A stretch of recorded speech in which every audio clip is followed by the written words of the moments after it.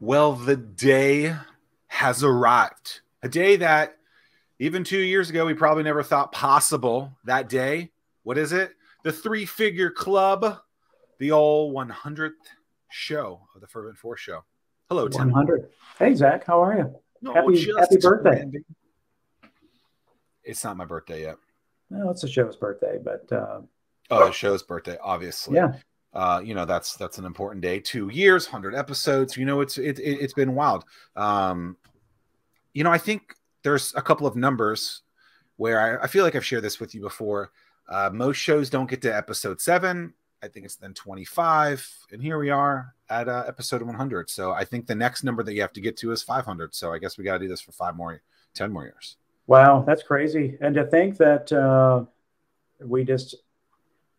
web page was reconfigured earlier this week because it used to be just a long time lapse. Yeah, shout out to Gavin. Yeah. It's no longer an infinite scroll. That was the first thing I said. You used to have to be like, It was nice from a time lapse to see when we hadn't gotten haircuts and all that kind of stuff. I finally got a haircut again. It's to look at gas, but you would scroll, and now it's by years. 21, 20, 20, 22, 21, 20. Yeah, it's been quite wild. Yeah, it's been a fun ride. We've had a lot of really cool guests. And one of the things that, gosh, we've been talking about what are we going to do for a long time in terms of what can we do for episode 100. And I still think we should have sent something to the moon. Yeah. It's St. Patrick's Day. Right. We need, I'm not wearing green. Did you think I was going to wear a green shirt tonight? No, I can't. I could. Based on who our unannounced guest is that we're about to kick off with, I had to stick with black. One, I feel like it's my good luck thing, but we got a big one for episode 100. It's crazy. How did you meet this person in the first time? Because you have a relationship with him. Well, I loosely relationship, but that's, and part of the talks that I give with people is the power of Twitter. And everything happened over Twitter. And gosh, that must have been 5 years ago that everything started. And it's one of those deals that you miss every shot that you don't take. And that's one of the things that I was telling my son when we got confirmation about guest number 100. I was telling Drew, I was like, Drew, you can't ever worry about the shots that you miss, because if you don't take shots because you're afraid you're going to miss, you're never going to experience the joy that you have when you do make the shot. And you got to keep taking those reps and shooting a lot to potentially get it. That's right. That's right. I want to know at this point, who do you guys think our guest is going to be? I'm sure a lot of people think it's this guy, but if it was this guy, I would have been really hyped. And it's not this guy, but I would probably be wearing a turtleneck and a fanny pack if it was that guy. I might even do the show shirtless, and that probably would remove at least 1,300 of our avid listeners. Yes. But it's been a fun journey, though, getting to 100. You look back. I am going to miss the infinite scroll, by the way, of going through, of figuring out who we've interviewed, all that kind of stuff. But I was excited when you told me a few weeks ago that you were trying to get this individual, and I know it was important for you. So kudos to you for being resilient, gritty, and consistent. I think is the most important thing in that. Something that we preach a lot: be consistent. That's right. So without further ado, are you ready to spill the beans, or are you going to do this for 3 more minutes? I think before we bring him in, we should. I know. Well, right. Yeah. Let's just do it. All right. Here it is. The guest is no other than Jason Calacanis. Episode 100. We have kept it on the wraps about who the dream guest would be to help us celebrate. And it is the one and only Jason Calacanis joining us. It was just only fitting that we would invite Jason because for those that have been around watching everything happen within our area, Jason was with us for Start Peninsula a little over 3 years ago. And when I was taking Jason back to the hotel, he was really, really direct with me, and he gave me an action plan to follow. Oh, and, you did? Yes, you did. You're like, and it was so matter of fact. You're like, there was no options. There's no wiggle room. You're just like, you got to do this, and then go. And I followed the plan, and so it was just part of what that plan was. The show. It was like, what can we do? We everything shut down with COVID. We wanted to have a platform for startups and just continue to get the word out for them. And then 100 episodes later, and here we are, episode 100. 100. Does the Tesla? I guess I'm the only person on this broadcast that doesn't own an EV. Does the Tesla automatically record? Yes. Waiting for the Cybertruck. Does the Cybertruck or does the Tesla actually record everything in the car so that you could go back and replay it, or how did you have to recall all of those things that Jason said, Tim? Well, it was a really defining moment. I mean, I get accredited, went to Angel University. It turns out you still have a nice testimonial for me on the page, which is pretty great. Cool. Awesome. Thank you for that. We've now done that class 25 times. And when we moved it virtual, angel.university, I saw the .university domain name. I was like, well, that's cool. So let's do founder growth and startups, or founder growth and Angel University. And it did so well. Now we have like 400 or 500 people show up virtually. I think we charge 300 or 500 for it. And then we give all the proceeds to charity. We've given $175,000 away to charity. So when you see me on Twitter, sometimes I'll just tweet like, anybody have a great charity we can give some money to? And then people reply. The tweet trends like crazy, obviously. And then I'm like, oh, wow, Steve Van Zandt from the E Street brand has a cool charity. Oh, Mark Knopfler from Dire Straits has a cool charity. Oh, this person has a cool charity. And we just, we'll splashy cashy, 2K, 4K, 10K, whatever. We just start doing it. It's kind of fun. And then other people match it. It's kind of great. Well, and then people show up. If you don't charge, nobody shows up. You charge, people show up. Yeah. Well, your visit was it was super awesome. People still talk about it to this day, and you are so true to just how much you love founders and how much you enjoy spending time. When was this event and where was it? It was in Virginia, Newport News, Virginia. You're doing like 4 trips a year, 2 speaking gigs at that point. Yeah, this is was this at the golf course? You stayed at the golf course. Yes. Yeah, that's when they had the plastic wrap around the remote control, saying it was. That I don't remember. You tweeted about it. I did. Yeah. Oh, right. I do remember that, actually. That was crazy. But I do remember the beautiful golf course, yes. Yeah. But with that, it just, so one of the first questions out of the gate is the loyalty that you have for founders. And the loyalty do you have with your circle? Does that go back to your Brooklyn roots days where everyone takes care of one another? Or is that something that you've learned over time that every founder is going to hit a bump in the road and you have to be there for them? Yeah, I think it's a combination of how I was raised, my 2 brothers, Jamie and Josh, and the loyalty we have had for each other our whole lives. And my mom and dad put that into us. My Brooklyn upbringing probably. And then it probably served me really well. Growing up in Brooklyn in the 70s and 80s, wasn't like the hipster Brooklyn it is now. It was, like, don't get your ass kicked, on the way to school, Brooklyn. Probably don't want to walk in this neighborhood without your crew with you. And, we basically ran with a crew, and you probably didn't want to be without a crew on a Friday or Saturday night, depending on where you're going. And, it's a little bit survival, and you probably learned like it's better to, have that loyalty. And it really has served me really well. I've been incredibly lucky, as you know, in my career. And a lot of the luck came as a function of me when I looked back on it. Anytime you have like luck, I think it's really a good tactic to say, what were the precursors to the luck? And one of the precursors to a lot of the luck in my life is that I've been a great friend to my friends. And I've curated and learned how to be a good friend. And I don't know that anybody ever teaches you what friendship is about. But I kind of examined the great friendships I've had in my life. And then I said, how do you become a great friend? And after doing that for, decades, things started to just, keep going my way, and people looked out for me, and things I didn't expect to happen would happen.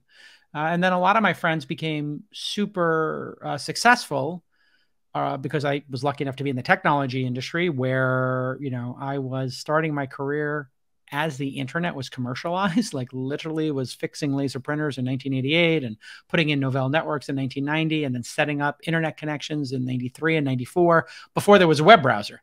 And so I was just really in the right place at the right time. And then all these friendships and colleagues started to become successful. And I had always been very helpful to my friends. And then they would include me in things. And then that is one of the great secrets of being an investor is, when you get invited to be on a cap table, that's a lot easier than having to source a deal. Like literally people call me and they're like, hey, J Cal, I got an incredible deal. I got 500K for you. I got 100K for you. I got $1 million for you. Do you want to meet the founder? I'm like, yes, I do. And so things started to, just by the nature of the business I'm in, the luck started to happen. So then when I wrote in the book Angel, I was like, here's how to build a network. And I realized people don't know how to build a network. And when people try to build a network, they're like, here's my business card. Here's what I need. And I was like, that's annoying. That's the worst time to build a network, when they need something. Yeah. Yeah, it's super annoying. And then you kind of get put into a certain bucket. And what I told people was, listen, if you're an investor in Calm and there's 7 other investors and you have the cap table and you see who the 7 names are and you look them up on LinkedIn and you find them on Twitter, or you ask the founder, hey, can I meet this person? Would you mind an introduction? What I started doing early on was I said, hey, I'm having a dinner party at my friend's house. There's going to be 6 companies at Open Angel Forum pitching. Would you like to come? Or do you have any companies that you're investing in that are raising more money? So now I'm offering 2 things. One, would you like to come to a dinner party and meet some startups that could become Uber or Thumbtack or Style Seed or a number of great companies that launched at the Open Angel Forum? And then number 2, hey, do you have any of your startups that are looking to raise money, and can I help them? Then all of a sudden people are like, oh, wow, that's 2 nice offers. And then 3 months later, they'd be like, hey, by the way, are you going to this event? Do you know about it as a demo day? Or would you like to be on this podcast? Or, hey, have you met this founder? This company's doing great. And so I think reciprocity, if you look up reciprocity effect, people can't help but reciprocate. It's just our human nature. So if somebody says, hey, can I buy you a drink? What's going to happen next? Now, people use this to manipulate people, so I don't think you should do it in a manipulative way. I think if you're authentically helpful to people, reciprocity is the inevitable outcome. It doesn't happen one-to-one, nor should you expect it. I never ask my friends for help, probably to my detriment. Like, I probably would be further along if I did ask them for help. So much so that a lot of my friends are like, J Cal, is there anything I can do for you? And I'm like, I don't know, let's have dinner. And they're like, no, it's something I could do for you. And I'm very uncomfortable asking for help with anything, but I do say, well, maybe you could, tweet about the podcast or come on the podcast, maybe. Like, that could be fun. And so, yeah, I think reciprocity is something to keep in mind, and really is what happens in startup land, especially in the team sport of angel investing, right? And it really is a team sport. We have a milestone-based funding system in Silicon Valley, writ large. Now it's sort of like saying Silicon Valley is just a state of mind where, somebody raises friends and family, they go to an accelerator, they raise a seed round, they do a pre-Series A or a seed extension, they do a Series A, B, C, D, they go public. All of these milestones happen over time, and everybody has a chance to get on the train and join the fun and be on the cap table. So you typically have 3 to 10 opportunities to invest in a company. It's usually not like one and done.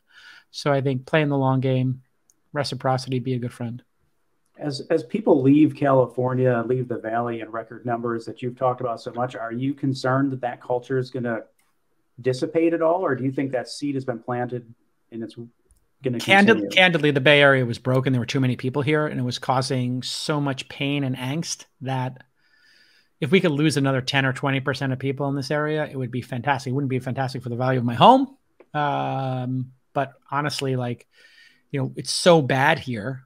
Putting aside the crime in San Francisco, I live in the wider Bay Area, and really a big part of the trend is people leaving San Francisco proper to live in Napa, the East Bay, or the South Peninsula, or Santa Cruz because of remote work. And then if you do need to go to a dinner in San Francisco, if San Francisco ever rebounds, you could just come there.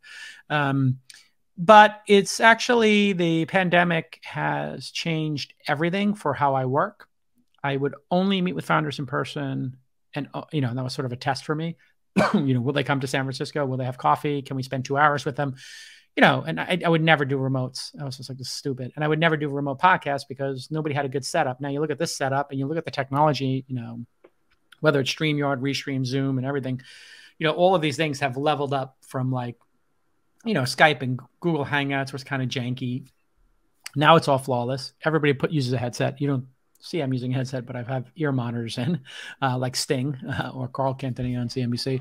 And we all have beautiful cameras and the great microphones. You don't see my microphone, but here it is. And so the fidelity is great, which means I can meet 3 or 4 times as many startups.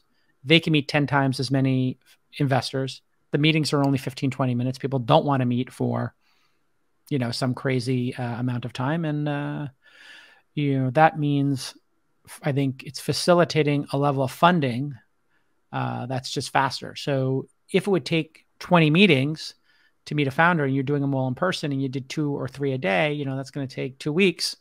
Now, if you're doing 5 a day, 4 a day, it's going to take, but you can do twice as many basically. Have you completely changed your mind on that? So yes, you don't want to do any in-person meetings at all anymore. Loom Zoom Room is the new model.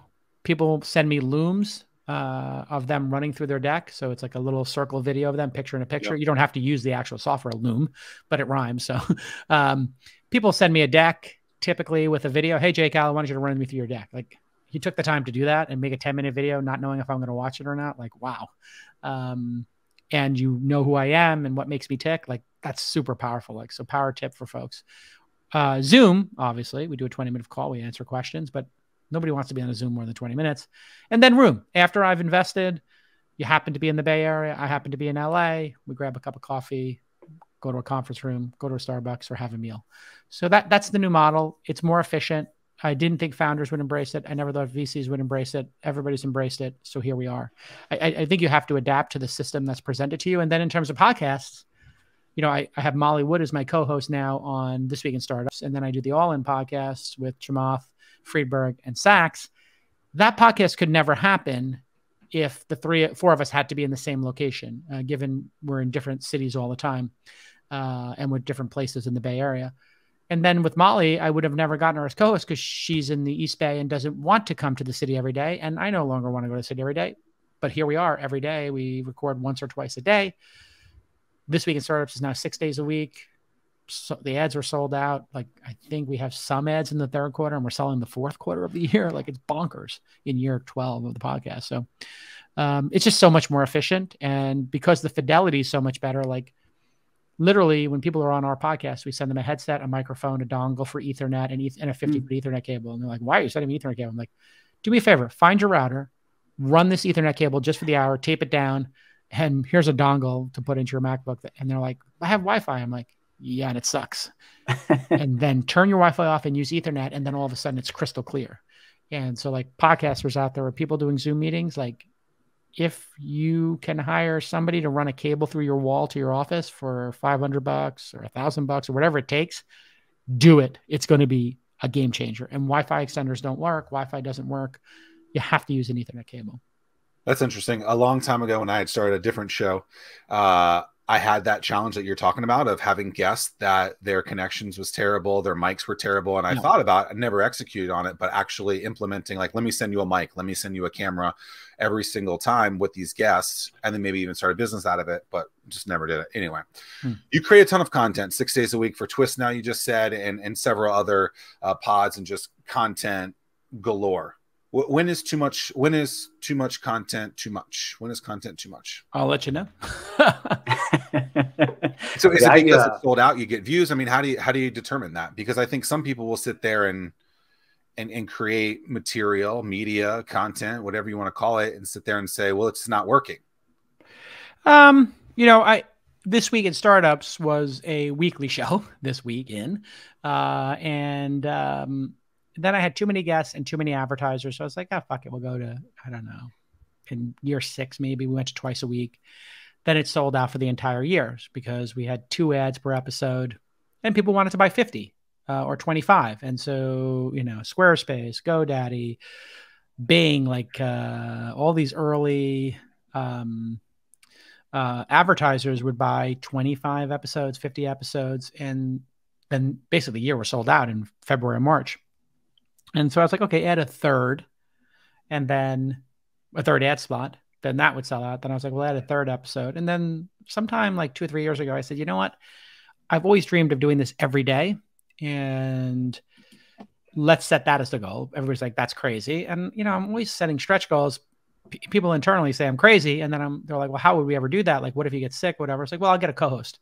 How are we going to get a co-host? And then I was like, took me 2 years to get Molly Wood.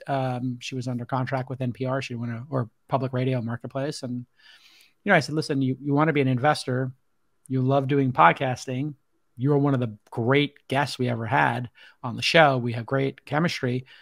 You know, if you ever want to be an investor, I'll teach you investing and you could co-host the podcast with me. And she was like maybe in 2 years. And so Sunday school is a great addition. Thank you. And so we do the Sundays VC school and we're doing all kinds of different experiments right now. And she does the Sunday edition of the show. So I do the other 5 and who knows, maybe another journalist who wants to do half a day of journalism and broadcasting and half a day of investing is out there.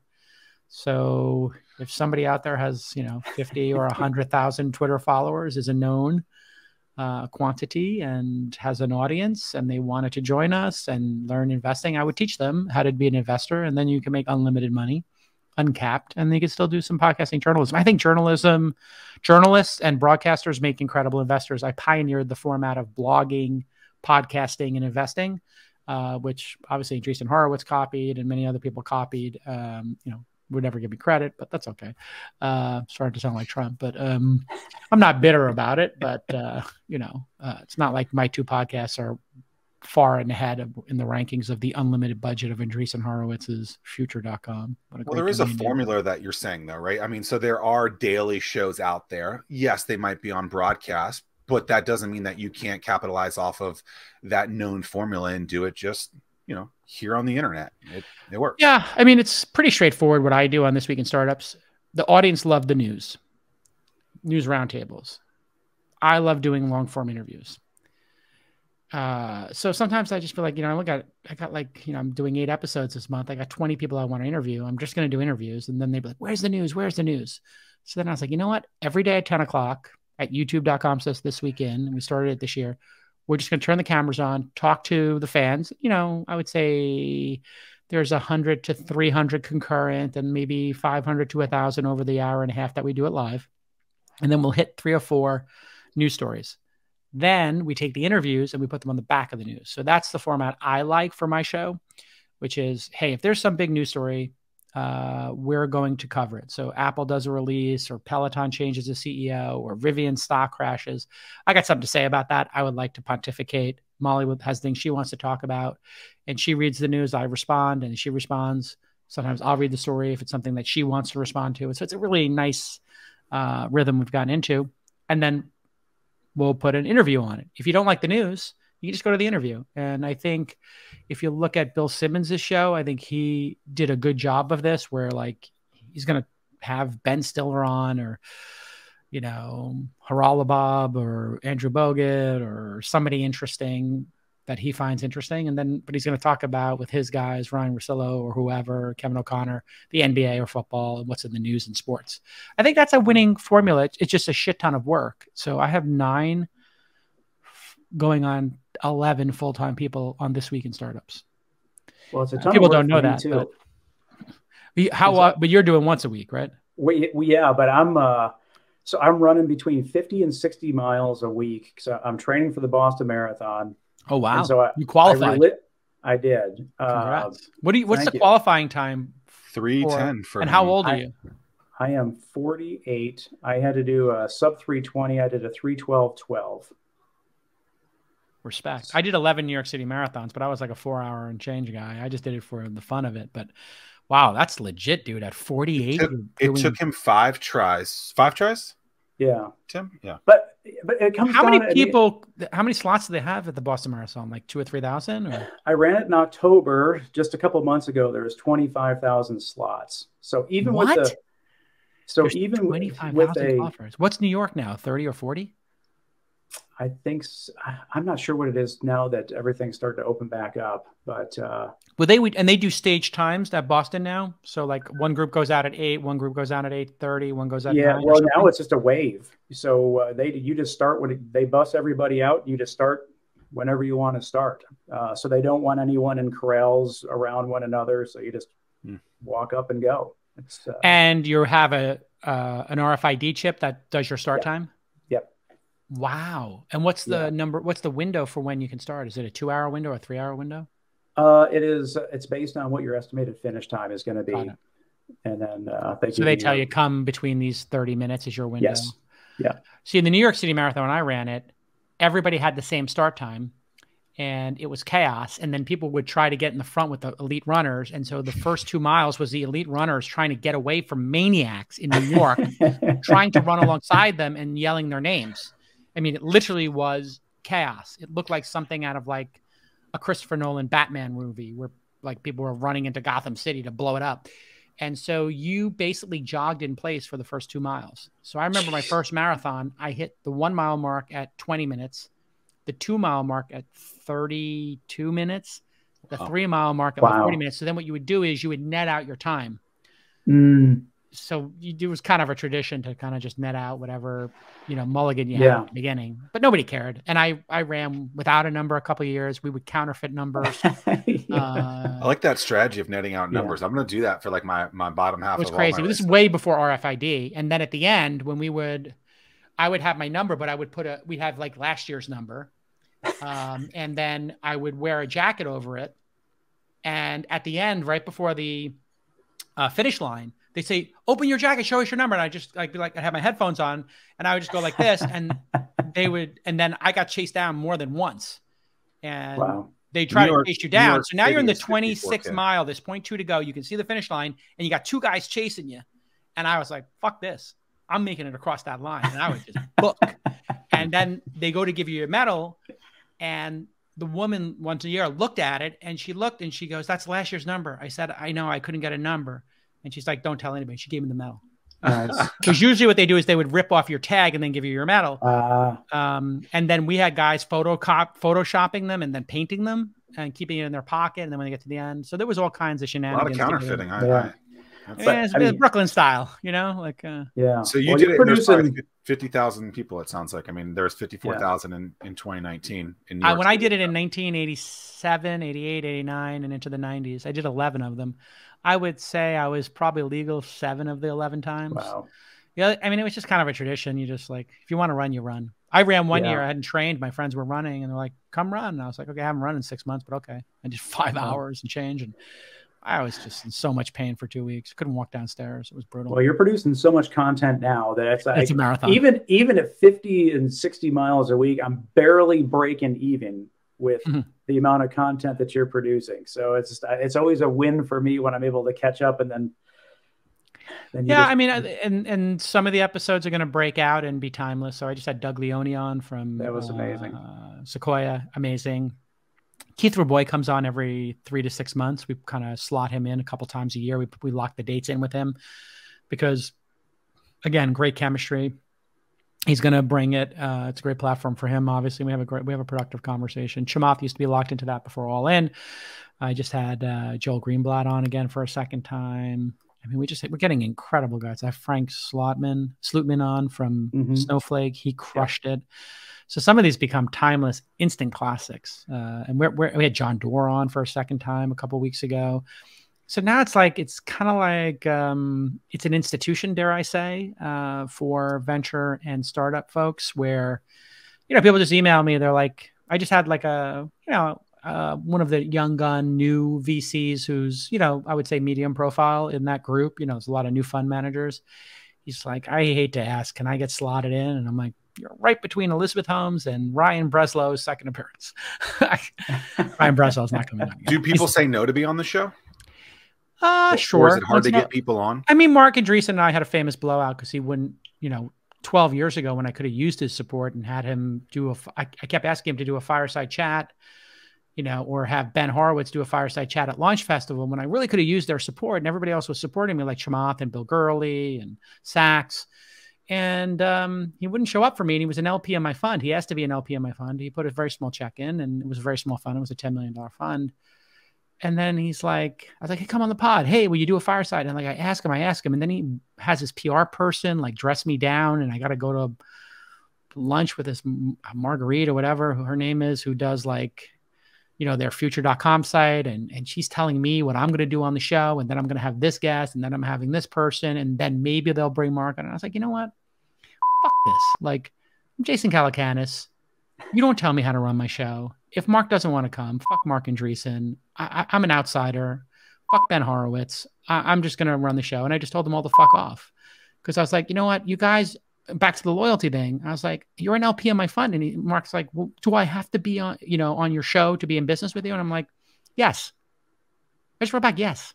And that was the end of our relationship. I didn't invite him to the next fund. He doesn't talk to me. He blocked me. Now he unblocked me. I think he's a fan of All In. And I like Mark. I think he's interesting. I think we would be like, he would be like Keith Raboy on the show. He would come on every 6 months. But I'm like, dude, you're on Sarah Lacey's podcast, or you do every Sarah Lacey event, you do every Mike Arrington event, you do a Kara Swisher's podcast. Like, don't tell me you're not doing pods, and then you're trying to get your latest partners, when they write their books that are written by ghostwriters, and you're buying 10,000 copies of them to make them rank, from what I'm told, like on the bestseller list. Like, I don't mean to spill all the tea here, but that's what I heard. And they're like, you got to have this person on. You got to have this person on. Then you can work up to Mark. And I was like, you know what? Fuck you guys. I'm out. You are authentic to yourself, right? And I think I'm not going to be bullied. No. So I'm a huge, as you can see, the rock poster behind me. I grew up. I think Vince McMahon is one of the most underrated businessmen in the world. He creates characters, right? I think a lot of people could say that even though you're genuine to yourself, you have this character that is you. In another way of saying that, it could be that you're an anomaly, and it's something that stands out, that people can kind of grasp that person. You see that with businesses as well, where they seem to be able to articulate what they do very, very well. And then they do something from a marketing angle that's very unique. Just when you hear me describe kind of the last 27 words, being an anomaly, being a character, even if it is authentic to yourself, what comes to mind? I mean, I am who I am. I am a fish out of water a bit in old Silicon Valley. I'm not a developer. I'm a kid from Brooklyn. I didn't go to MIT. I didn't go to Stanford. A lot of people didn't support me.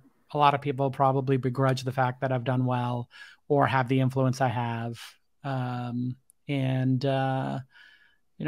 don't care. I think, like literally 15 years ago in my career, when 20 years ago, when I started my own magazine 25 years ago, that was success for me.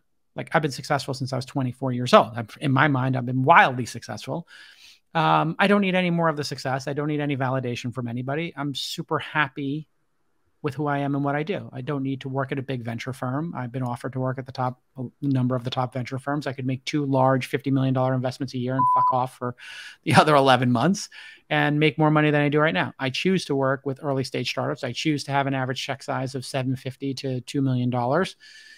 I chose 11 years ago to make 25, 50K checks, and I love what I do.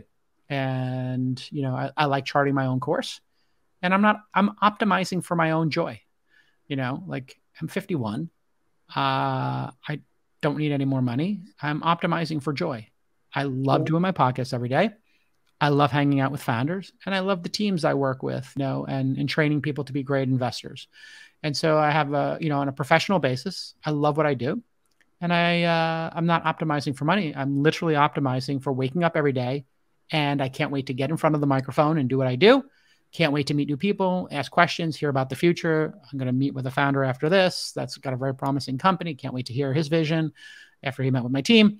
And, that's it. And then I decided I'd optimize for skiing this year because I love skiing, and I really didn't get to do enough of it in my life, I felt like. So I skied 34 days this year. I just said, you know what? At noon to 4, don't book any meetings when I'm in the mountains. Let's see how many days I can ski. And, I'm going to go back up to the mountains next week. try to get another. My goal was to hit 25 days. I'm at 34. I mean, now I'm like, well, maybe I can hit 40 or 50. Who knows, depending on what the snow conditions are. So I think it's an important lesson. You know, if you become successful, there's a point at which it does not matter. I put that number at 10 million or 20 million bucks in America, in our industry. I blew past that a while ago. I'm fine. I'm good. If you and I sit and have a burger and Jeff Bezos is there and Mark Andreessen's there and Chamat's there and everybody in between, we all eat the same burger, the $6 burger, the $60 burger, probably all 8, 9s, and 10s on the scale. So optimize, really take a moment, especially after the pandemic, realize life is short. Sometimes it's too short. And really optimize and think to yourself, what do I love to do every day? And then what also do I not like to do that I can outsource to somebody who does love that function? You know, I don't like to do legal. I don't like to negotiate, you know, over minor details. I have people who are great at that. I don't want to do the accounting and tax work. I have people who are great at that. I don't want to do the operations work. I can't possibly do the first meetings and sort through all these companies coming in. So I need some sorting mechanism. So I have a sorting mechanism. And so, you know, you one of the great things about being an entrepreneur, and I tell this to all the entrepreneurs, is you can define your own reality. You can define the world you show up in for every day. And I asked them, like, when you wake up in the morning, tell me honestly, are you dreading going to the office or turning on your Slack and Notion and email and Superhuman and getting to work? Are you dreading it? Do you have anxiety, or are you stoked? Okay. If you're not stoked, what are the things, let's go through them one by one, that when you wake up, make your life miserable? Okay. You don't like dealing with HR. You don't want to manage people. You don't want to do their 360s. You don't want to set their OKRs. Great. There are people who love that bullshit. Find one, let them do it, and let them send you a report that you glance at over the weekend and just stay focused on product, or just stay focused on sales, or just stay focused on fundraising and PR and marketing. Like, find your zone of excellence and then surround yourself with the people who can take the things that you either don't enjoy or you're not good at and they love, and you will be super stoked. I'm not trying to kiss up or anything. One of the things that is so let's amazing, do it. Let's do it. I could use some, I mean, it's been a long fucking week. I could use a little adulation here. I love when you have a founder on, or anyone, and you instantly are able to give the product roadmap within the first 5 minutes of talking to somebody. Yeah. And it's just, is that just time in the industry? But I mean, you just lay everything out and you can just see the wheels turning, like, oh man, I didn't think about that. And they're just feverishly writing everything down because you've just given them everything. It's 100% reps. You know, think about it. I believe reps matter. So you look at Steph Curry. I am the Steph Curry of podcasting and picking startups. I have just shot more shots than most people, a lot more shots. And when you see Steph Curry do a shot and you're like, how's that possible? It's like, it's not possible. It's probable, because he shoots shots from the logo. And if you go to the Warriors game before the Warriors game, you'll watch him shoot logo shots for 30 minutes. It's probable. He just took what was impossible and he made it probable. How did he do it? Reps. So, you know, every day I interview somebody on the pod. Every day I talk about businesses and analyze them. And then I've been lucky enough to invest in the smartest and most successful founders in the world. And I have conversations with them and I listen to them and I watch them work. And I did okay as an entrepreneur. I was like a 7 out of 10.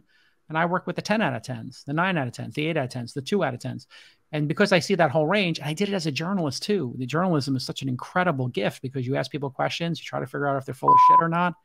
And so all of that adds up to, you know, when somebody describes they're going to do an on-demand company, I've heard 100 pitches for on-demand companies on the podcast. I've heard 200 of them in person, and I've reviewed 300 decks. Like, I know where you're going with this if it's on demand. I know the marketplace dynamics. The signaling just becomes second nature. So if you just think about it like being a Jedi, like you saw like young Obi-Wan versus older Obi-Wan, Yoda, you know, Qui-Gon Jinn, like these older Jedi, like they're not trying to figure out how to use the lightsaber. They don't even need to take the lightsaber out. They can just avoid the entire Mashugana and just figure it out. So I kind of feel like I'm moving into this, like, you know, peak Obi-Wan, like, ability as a Jedi, where, you know, I might've been a little spastic when I was younger, but as you go and you've been in enough lightsaber battles, you've gone on enough missions, it just, your blood pressure is incredibly low and the game slows down. You see the entire landscape and you build a mental model of the startup. And, you know, you ask them, okay, tell me about your product. Tell me about your customer. Really short questions. Why now for this idea? What are going to be the most important moments for the startup in the future? Like, what are you worried about? Anything keeping you up at night? How much does the product cost? And how much is it going to cost to produce? And you just ask these very simple questions and they just start talking. And literally, you ever see that Zack Galifianakis GIF where like the math is just floating everywhere in front of his face? And it's kind of a joke, like this fat Greek guy who's a dope is like doing like high-end calculus. Like it just becomes like startup calculus, or the Terminator, or a Jedi who can just lift a stone and move it. And you just, boom, the mental model just immediately presents itself. Now that doesn't mean I'm guaranteed to make, 100x investment every time. It just means I kind of can see the playing field better than the next person. I play poker with Phil Hellmuth every week, like the greatest Hold'em player in the world. Like he just sees things and the game is slower for him. He can read people. I've played with Daniel Negron, who was also a great reader. Like they can just figure things out that a normal poker player can't. And so that's what happens over time. And that's why I think reps are important and consistency.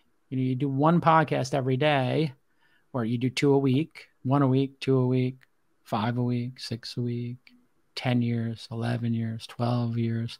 All of a sudden, like being on a podcast becomes really easy. I mean, it just that with the emotional intelligence that you have. I mean, you are such an important piece so that you can tee everything up so that when you kick it to Sachs or you kick it to Chamath, I mean, everything is put in place, but you've put the foundation there to make sure the product market fit. You're solving the pain points of the customers. I mean, to watch all that stuff take place is just, it's really special to watch. And I appreciate that. I've passed on some deal memos that have come through, and then when they're on the show, and then I hear that you've figured out the product market fit, and I'm like, I should have known Jason was going to be doing something to fix the company, and now they're just printing cash. But I'll wait for him to come back to the second time around. Yeah, I mean, you typically have 3 to 10 opportunities. So I try to not worry about it. It's one of the great things is, in what we do is that you don't need to hit everything. Like I didn't hit Airbnb, but I hit Uber. Some people hit Coinbase. I hit Robinhood. You don't have to hit everything. You can hit some things and you're good. I only need to hit one technically. So you've used the word optimize. You said you ran 11 marathons at some point in the world. In this past few months, you've changed, I guess, to see kind of the fitness and the weight, fitness go up, weight go down. Yeah. What was going on before that was making it uncomfortable or not where you wanted to? And you asked me why I was fat. Just ask. Why was I fat? I was fat. Well, as a former fat kid I believe in fat shaming. I wish more of my friends fat shame. I'm just putting it out there. I agree. And I don't think large in charge is cool. I don't think obesity is cool. I think it's a death sentence. And I was a marathon runner. I weighed 166, 168. Then I stopped running marathons, and every year I added 2 pounds. And then I woke up one day and 10 years ago, and I was 213. And I was like, whoa, that's an alarm bell. Like, I can't run anymore. I'm getting like knee pain, sciatica in my leg. I'm 5'9" and I'm 213. It was like, I was seriously obese, over 30 BMI. And I got myself into the 190s. So that was great. And then I kept trying to get the weight off. And I was like, I'm just not able to break through. And then COVID happened. And I was pretty serious about not getting COVID. And then I realized hey, we're 18 months into this thing and everybody's going to get it. Things are going to open back up. And exactly what the experts are saying, like it's going to move to an endemic and everybody's going to get it. People are not going to stay indoors for 10 years. It's going to last 2 years or something is my guess. It's exactly what it lasted. And it's going to get weaker and weaker. And the treatments are going to get better and better. But I don't want to be the schmuck with 3 kids, a wife, and an amazing life who's 213 pounds, gets COVID and gets put on a fucking ventilator and dies. That's just stupid. And it was that realization. My friend Tony Shea died last year or a year and a half ago, November 27th in 2020. And that really impacted me. I was like, geez, Dave Goldberg died a couple of years before that. Was a close friend of mine. We played poker every week. Tony Shea was a close friend of mine. We played poker often. And, you know, watching two of my friends die in their 40s. And I was just like, I just don't want to die. And I want to be here. And this is the only thing I'm doing that's really fucking stupid. So I was in Italy for kind of my friend's 50th and a belated 50th for me. We had a bunch of our friends in Italy in August. And I was like, I'm 196 pounds. I had been 198 pounds. I was like, I'm just going to eat one less meal a day. I'm going to cut 500 calories a day. I'm going to take this until I get 180. And I woke up earlier this week at 170, 189. Awesome. So I'm now 20 lighter, 27 than my last year. Success with gourmet food and eating out and being a gavone. And then you really only need to eat 2.5 meals a day, I think. You can eat modest portions. And just everything is stacked against you. You know, the entire world is stacked against you in the modern world in terms of weight loss because we're sedentary combined with the food availability is nuts. And I think we really, the COVID was a missed opportunity for this country, for the presidents over 2 different administrations to say, listen, this thing kills fat people. If I was president, I would have just gone on air and I said, listen, if you're fat, I'm not going to sugarcoat it. You're going to die 10x more than everybody else. This is a disease of the old, the fat, and the people who are immunocompromised. Fat is not cool. Large and in charge is not cool. Body shaming also not cool. But body positivity for obese people is also not cool. And this idea that you can be fat and healthy, I think is complete, utter bullshit. You cannot be 30 pounds overweight and have this massive amount of fat on your body based on all of the research I've done, which has been decades that I've struggled with this. And I know how hard it is for people. I yo-yoed for 2 decades. Yeah. In my 30s and 40s, I yo-yoed. It can take a long time. It's emotional. I get it all. But you have to, we have to as a society and we have to as individuals take obesity seriously. Like people don't smoke cigarettes anymore. That's fucking great. But people are still eating themselves to death. And we need to come up with incentives and we need to stop this absolute tragedy of framing fat as like, or criticism of obesity as body shaming. I don't think anybody should individually be body shamed, but as a society, we should say, this is the proper BMI to be to live a long, healthy life. And if you're above this weight for this height of this body mass, 99.9%, you're going to die early. And this is bad for you. And I don't know when we all became so soft to this, but I wish more of my friends were like, you look terrible. You know, and I look at myself on camera now and I'm like, okay, not bad for 51. But, you know, you look at me a year ago and my face is like, and then my face is wild. It's kind of wild. And let me tell you something. Nothing tastes as good as thin feels. Full stop. I think Kate Moss said something like this and everybody jumped down her throat. She's anorexic, whatever. I don't know her situation, but I can tell you there is nothing I can put down my throat and eat that tastes better than being fit and then feel. So if you're struggling with this, Ethan Suplee, who was massively obese, who's a friend of mine, the celebrity, has an incredible podcast, American Glutton. I was on it. He has struggled with it. He has more authority than I do. Listen to Tim Ferriss, listen to Kevin Rose, and listen to Ethan, and jump down the rabbit hole. Be forgiving of yourself, but hold yourself accountable. It's a journey, not a destination, and you'll get there eventually. When I met you back in 2018, I was 300 pounds. When the pandemic hit, I lost 100 pounds during that. I worked out every single day. Yeah, Zach, I got outside and go, best friend, go. Yeah, it's, you know, I think you look at yourself and you're like, oh, I'm not that big. You can get on the scale and see it, and then it starts coming off. And like, I had lunch with someone that I hadn't seen in 18 months, 24 months, whatever it's been, 2 days ago. And he knew that I had lost weight. And when he got out of the car, he said he couldn't see me because he was looking for fat Zack, not new Zack. Oh, fat J Cal and fat Zack. It's interesting how great the dynamics of that. How much better is your mental clarity? Oh, I mean, I think everything is unbelievably better. But speak to mental clarity, because I think people don't understand this, that the carbs and the fat on your body create a I don't know if you had this experience, but it created a cloud in my thinking and my crispness. Constantly cloudy. Constantly cloudy. It's Before. the carb cloud. It's the fat cloud. Wow. Yeah. And now you don't have this, Tim, because you run 320 marathons, right. But you've never been fat. But it's amazing too how you don't have to lose a lot of weight either to start feeling that.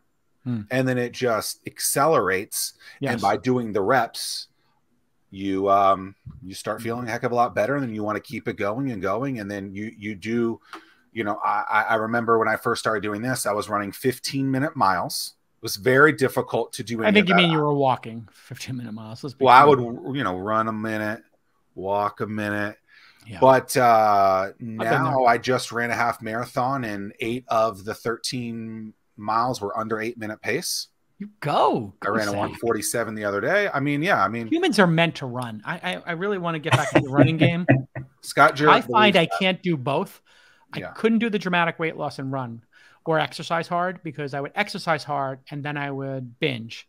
So I don't know, people can have different experiences. I think Ethan's podcast explains this a whole lot better than I can, or Tim Ferriss's does. But what I found was I would constantly try to do too much, get too obsessive. And then when I just said 1 pound a week for 12 weeks, let's just try to get 12 pounds off, I did 16. And then I did it for another couple of weeks. I had a little relapse where I gained 2 pounds, but I just kept myself accountable, got on the scale every day, and I got there. And there's a lot of different programs out there you can do. Go see a doctor, go see a nutritionist. There's nothing better you can do for yourself than get the fat off your body. And the clarity aspect of it is amazing. You start doing a heck of a lot better in business.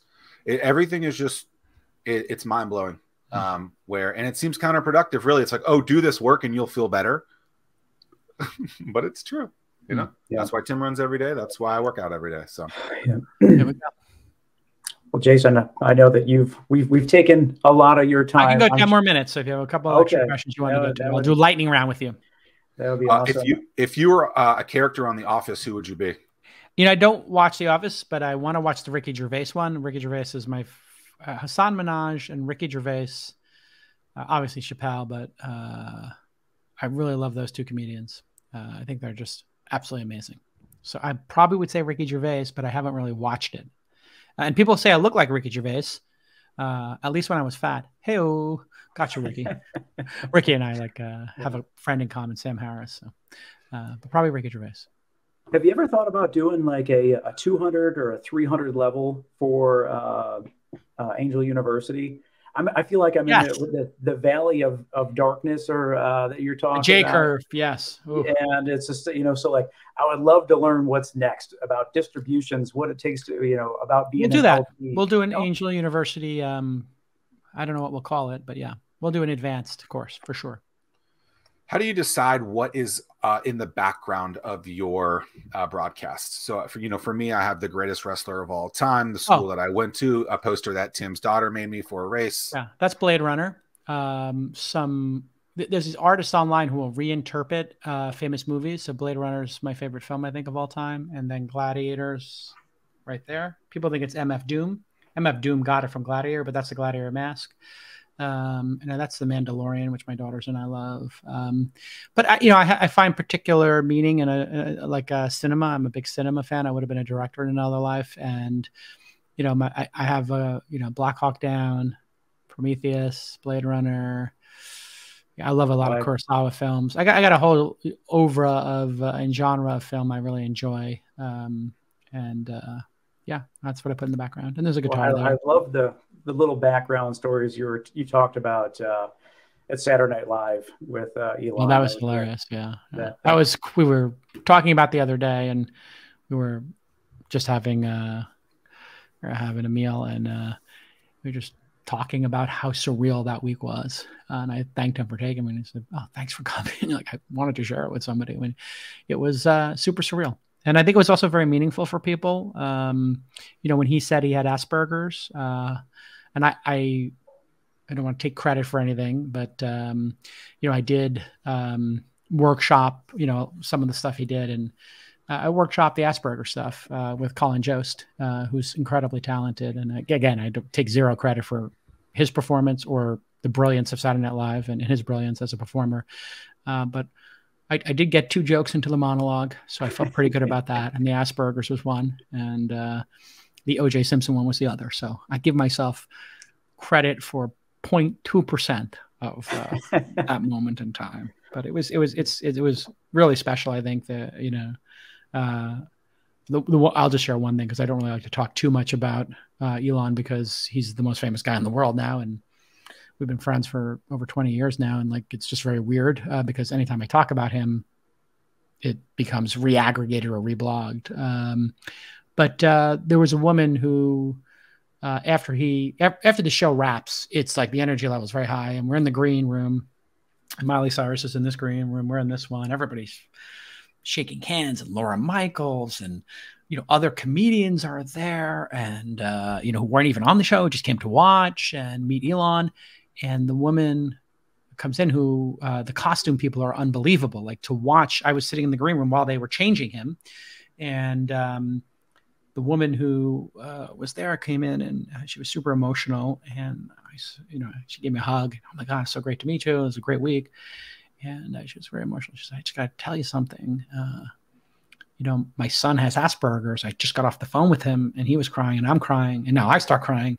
And this was like incredibly meaningful for him to have somebody like Elon admit he has Asperger's. And I said, you know, why are you telling me? Tell him. And she said, well, I don't want to bother him. And I said, Elon, like, she has something to tell you about what just happened with her son. And Elon's the most gracious guy in the world when it comes to fans or just, you know, humans in general. And it's quite a moment. And I said, I took the liberty of saying, should we take a picture and send it to your son? And she was like, what? And, you know, Elon's cool with that, you know, because I can read the room, you know. And so I took her phone, took a picture, sent it to his son. And it was just a lot of fun. And so, you know, I'm very lucky to, you know, have Elon or Travis or Chamath or Roelof from Sequoia. I just got countless people in my life who are, you know, have just, you know, great humans who've done great things in the world. And, you know, I get to have some very surreal experiences. And that's really what I'm optimizing my life for, is just having just incredibly joyful experiences all the time. Yeah. Well, I'm going to keep doing the work. I want to work. It all works out. How many investments you got now? I'm up to 22 with you. And keep going. I mean, when you hit 30, 40, that's when you really, and over how many years? A little over 2.5. Okay. So you're in the trial of despair. Everybody knows the J curve. Yep. You start seeing all your losers. And then in year 4, 5, and 6, you see what's left. If they haven't died, it's either somebody's built a perfectly sustainable $1 million a year business, and it's never going to sell, and you'll make 2 or 3 times your money or whatever, and it's a sideways thing, or it's breaking out. And that's one of the great things about if you make it to year 4, 5, and 6.